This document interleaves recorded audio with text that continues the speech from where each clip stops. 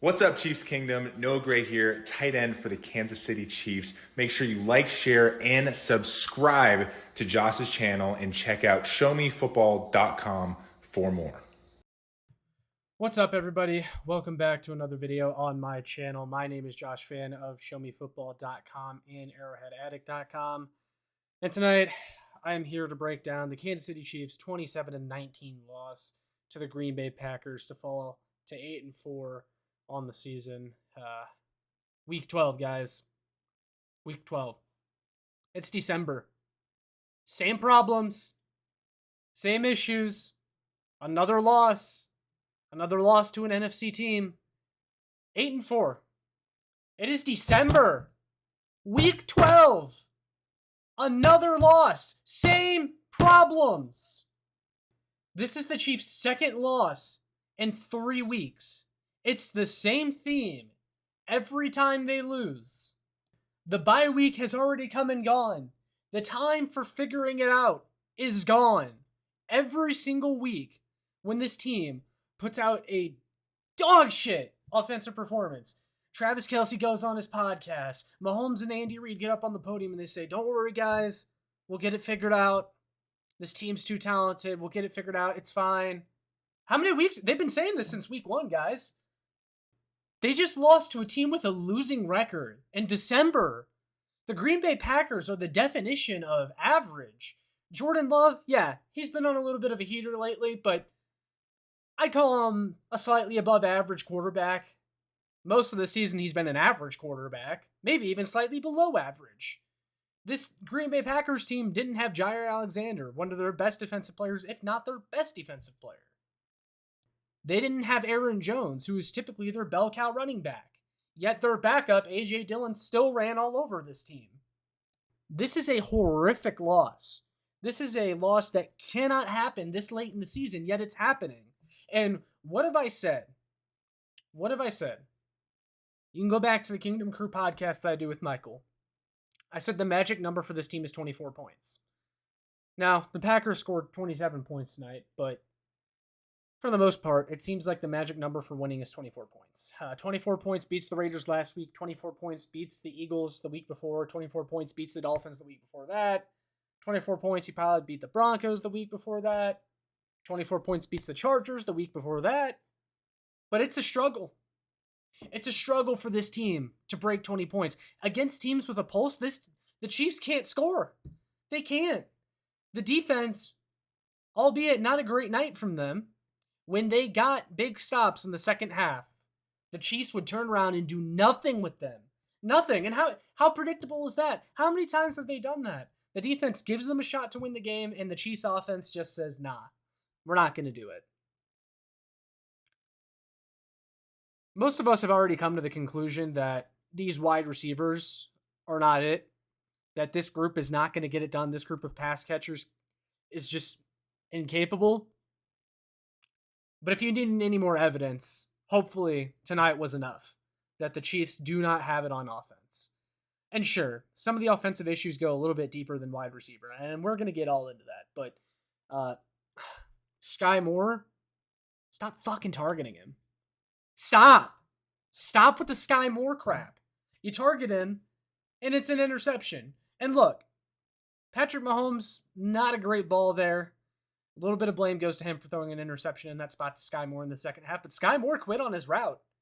When you're a marginal receiver, a guy that truly shouldn't even be seeing the field as much as Sky Moore has, and you just haven't made an impact, when you get a chance to make an impact and you quit on your route, it's time for you to go to the bench. People have had enough. I've had enough. So when's it going to stop? When is this staff, when is this organization going to finally learn to swallow a hard-to-swallow pill about some of the personnel decisions that they've made? And that goes for Brett Veach, you know? Like, can't tell me that his investment into Sky Moore, a second-round pick, doesn't have something to do with why he's seeing the field so much. You know? And he sucks. I'm sorry. Point blank, Sky Moore sucks. He's a bust. He's a bum. I really wanted to start believing that this group was getting it figured out after that win against the Raiders last week. But who am I kidding? You know, the Raiders, they fired their head coach this season. You know, I said after that game that one game isn't going to have me convinced that everything's fixed. You had to come out and do it again against the Green Bay Packers. They couldn't do it. They couldn't. Against any team with a pulse, this team just struggles. They struggle. Like I don't know how else to put it. This team is not it. This team is unserious. They can't put up enough points to win, and I don't know how at this point in the season you could say with a straight face, yeah, the Chiefs have enough to win in the postseason. This offense is good enough to win in the postseason.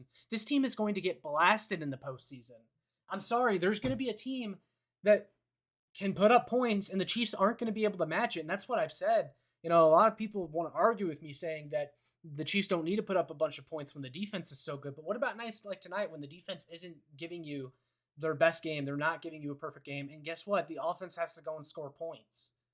And the Packers had a losing record going into this game. They were 5-6. And it should have been an easy win. Instead, we're sitting here wondering what the hell is wrong with the Chiefs. And look, I get it. People are going to talk about the missed pass interference that occurred on MVS. And yeah, it was a bad missed call. But also, a few plays before that, the Chiefs got gifted a free 15 yards because the Packers got called for an unnecessary roughness when Patrick Mahomes was still in bounds on that hit at the sidelines. So, and the Chiefs had so many opportunities to win this game before that. Like I said, the defense got several major stops in the second half, and then the Chiefs got the ball and did absolutely nothing with their opportunity. And it's a theme that's just been far too common this year. A Mahomes-led team cannot expect to win by only putting up 19 points. It's not going to happen, guys. I don't care how good the defense is. You have to put up points. I've been preaching this for several weeks. When you get into the postseason too and the competition gets tougher, the other team's going to be able to put up points. You cannot cling on to a 10-point lead that was built in the first half. You can't cling on to it for dear life and hope to win like this team did against the Philadelphia Eagles a couple weeks ago, where you could feel the game slowly slipping away because the offense couldn't score in the second half. Like, that shit's not going to cut it in the postseason. I just can't believe this was the plan, guys. I truly cannot believe this was the plan on offense, that this was the plan at wide receiver, and all we gave Mahomes this year was a 34-year-old Kelsey and a bunch of fucking whoever's. Like, this is organizational malpractice. And now the defense doesn't go without blame tonight because they certainly did not play a great game. They allowed 27 points, and they could not stop the run whatsoever, and the Packers were killing them on third down. Jordan Love looked like a man on fire tonight. The defense simply has to be better, but they do deserve a little bit of slack because the injuries were very difficult to deal with tonight, especially Brian Cook's. And I need to touch on that real quick because Brian Cook's ankle turned in a direction that it should not be turned, and that did not look good. I'm holding out hope that he could come back at some point, but it did not look good with his ankle. So prayers out to Brian Cook. But then you had Drew Tranquil go down. Charles Omeni, who went down early in the game, he came back, I know, but who knows how that affected him. And I want to say this because I've said this all season long, because the Nick Bolton hate seems to have gotten out of hand again this season, and a lot of people think that we don't need Nick Bolton because we have Drew Tranquil. And I know Drew Tranquil got hurt tonight, but even before he got hurt, this team was getting gashed in the run game, absolutely gashed. A.J. Dillon was ripping off like 6 or 7 yards every time he got the ball. That's where you miss Nick Bolton. That's why this defense still needs Nick Bolton. The run defense has fallen off since Nick Bolton has been out of the lineup. You need Nick Bolton on this defense. This defense is great. Drew Tranquil is great. I love the signing, but he is no Nick Bolton when it comes to run defense. Let me reiterate, though, I'm not blaming the defense for this game. This is solely on the offense, man. I don't have faith that they're going to get it figured out. I've said it time and time again, but this just feels different than years past and issues in years past, because the issues in the past felt fixable, whether it was making a few tweaks to the lineup or, a few different scheme changes. I don't think there's any scheming around how bad this wide receiver core is. I don't think there's any tweaks that you can really make for this offense to drastically improve before the postseason. The way I see it right now, this team is getting bounced in the wild card round by a team with a pulse. Anyone with a pulse like if you get matched up with the Texans on wild card weekend, I'm taking the Texans, man. I have zero confidence in this offense to score enough points to beat the Houston Texans. So, uh, yeah, man, I'm extremely disappointed in this team. I can't believe this was the plan at wide receiver. Can't believe this is the plan on offense. Uh, and I know some people are going to start saying that Matt Nagy is a huge issue. I don't think this is Matt Nagy. I really don't think that Matt Nagy can make chicken salad out of chicken shit. Um, but a commenter on my last live stream did say that the Chiefs do miss Eric Bieniemy a little bit because they miss that fire that he had, that get in your face coaching style. I definitely agree with that. There were reports coming out of Washington over the offseason about how Commanders players were uncomfortable with Eric Bieniemy's coaching style, and I just think it's because those guys weren't used to it. But they warmed up to EB, they got acclimated, and now they're starting to buy in, and they've taken a huge step forward on offense this year. The Commanders overall as a team aren't great. I'm not trying to say that, but offensively, they've definitely taken a step forward. So I definitely think the Chiefs miss Eric Bieniemy in a sense that they miss someone getting in their face and getting angry, because I don't trust Andy to hold this team accountable. And I don't. Andy Reid's not a big discipline guy. That's been one of my biggest complaints about him. He doesn't discipline this team. You can see that with the Isaiah Pacheco penalty. You can't have that happen. Um, yeah, I mean, there's not really a lot of accountability going on inside the Chiefs organization right now. And you see Patrick Mahomes go up on the podium and he's going to take all the blame. And I know that's the kind of teammate Patrick Mahomes is, but man, I wish he'd throw one of these dudes under the bus to light a fire under their ass, because I'm getting tired of this shit. Watching this week in and week out. The 1 seed is pretty much out of the Chiefs' control right now. They can win out and still not get it. They lost ground for the 1 seed tonight. The Ravens have a pretty strong grasp on the 1 seed. I also believe Miami is ahead of the Chiefs for the 1 seed. So they're going to have to lose some games, and the Chiefs are going to have to win out. They have zero margin for error anymore. And speaking of margin for error, for the longest time this year, the offense has had pretty much zero margin for error. You have to put up points. The defense, though, was the side of the ball, the aspect of this team that was giving the Chiefs any sort of margin for error. And now you're seeing the defense kind of take a little bit of a step back in a game like this, and the margin for error is completely gone. That's why you have to score more than 19 points with the Patrick Mahomes-led team, or else you're not winning games. You're not winning in the postseason. Not to mention this team is 0-3 versus NFC teams this year. And if you're going to win a Super Bowl, you have to beat a team from the NFC. The Eagles or Lions, those are two likely matchups.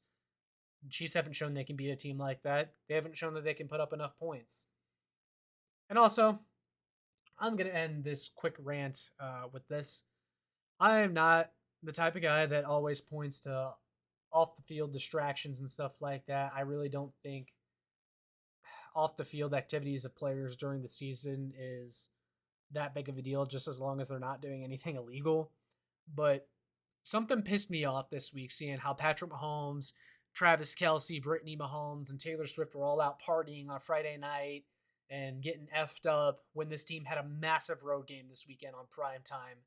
And you go out there and you perform like that. That's a bad look, man.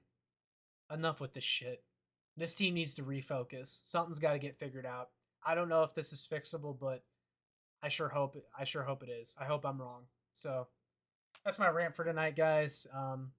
With all that being said, leave your comments and questions down below. I'll be sure to get to them. I'll make sure you like, share, and subscribe so more Chiefs fans can find this. And I'll see you all in the next one. Go Chiefs.